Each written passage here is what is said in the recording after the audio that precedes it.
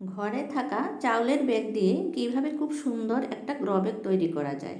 দেখুন আমি কিভাবে করছি। চাউলের বস্তার যে দিকটা সেলাই করা থাকে সেই দিকটা এইভাবে করে নিয়ে তারপরে খুব শক্ত করে একটা বাঁধন দিয়ে দিতে হয়।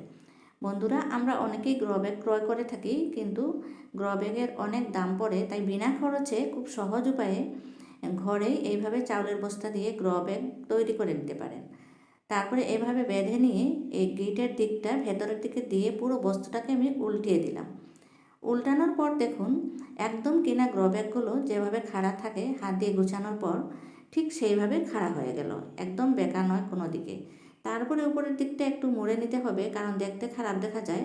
আর শুধু দেখা নয়, পরে মুড়ে না নিলে সুতোগুলো খুব বের হয়ে আমাদের অসুবিধা দেয় যখন আমরা জল দিই। এই যে দেখুন আমি একটু সেলাই করে নিচ্ছি, উপরের দিকটা এইভাবে একটু মুড়ে নিয়ে সেলাই করে দিলাম। কত সুন্দর একটা গ্রো ব্যাগ রেডি হয়ে গেল, খুবই অল্প সহজ সময়ে আর বিনা খরচে।